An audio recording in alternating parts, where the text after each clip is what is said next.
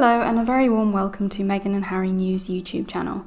I'm Alex and I hope you're all doing well today. It's Saturday the 17th of July and there's a few stories doing the rounds today.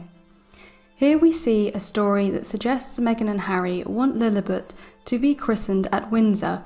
In the Evening Standard it reads, Prince Harry and Meghan want Lilibet christened at Windsor in front of the Queen. Prince Harry and Meghan Markle want their daughter Lilibet to be christened in front of the Queen at Windsor, according to reports.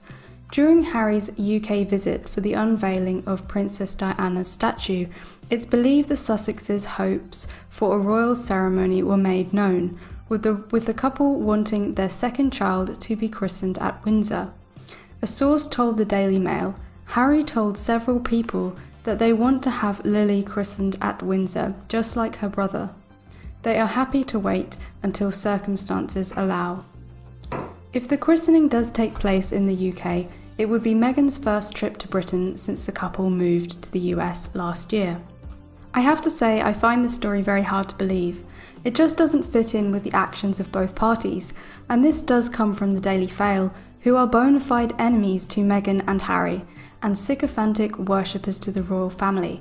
I feel there is a possibility that this is just another story using Meghan and Harry's name to get the royal family press attention that they believe they need because their popularity is at an all-time low, and I am estimating it will probably turn out to be false. Anyhow, the story continues to go on about the name Lilibet and saying Meghan and Harry didn't ask the Queen's permission, the usual rubbish. This story I feel is garbage, but I could be wrong. In other news, we see that The Sun is trying to tell the public that Meghan's popularity is imploding, that her popularity is dramatically falling. It does seem these days that the mainstream media are only good at telling you the opposite of what the truth is. It's a good way of working out what is going on. Look at the mainstream media, see what they are saying, and the opposite is usually the truth. Look at this. Moaning Meg. Meghan Markle news latest. Duchess risks popularity implosion in America after telling Queen where to stick crown. That is supposed to be a newspaper. It should be retitled a lies paper. Meghan Markle is risking her popularity in the US after effectively telling the Queen where to stick her crown, a royal expert claims. Now, when have you ever heard Meghan say to the Queen, you can stick your crown? Nope, it's never happened, and this is a complete fabrication. If these newspapers can lie about this so brazenly, what else are they lying to us about? When Meghan and Harry fled Britain for Canada and then the US, their popularity was at its peak, with millions of Americans taking their side in the emerging royal rift, according to expert Daniela Elsa. But while the royal bashing may have scored them points in the early rounds, the novelty of having the pair living in LA, Elsa says. When they landed in Los Angeles in March last year, their value as a highly bankable, rare commodity was peaking. Their brand was on the ascendant, she wrote for news.com Australia. They told the sovereign where she could stick her crown, something Americans have had a penchant for since the War of Independence, and were eager to make a name for themselves in the commercial world.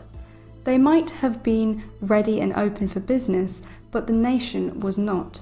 Fast forward to this year, and with the US reopening and life returning to normal, and something of the novelty value of a real-life Duke and Duchess in Tinseltown's midst is no longer quite what it once might have been. So, once again, what is detailed in this article is the complete opposite of what is really happening.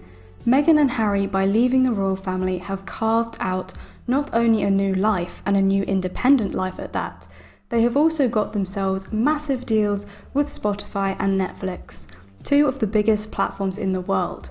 Two platforms that they can use to communicate to the public. These two deals have brought in mega bucks for them and show them to be moving with the times, unlike the royal family, who they have left languishing in the past with their ancient rituals and customs.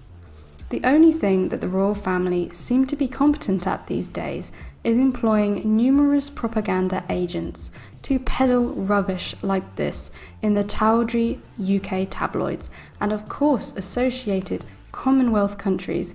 You'll notice you don't see too much rubbish like this in the USA.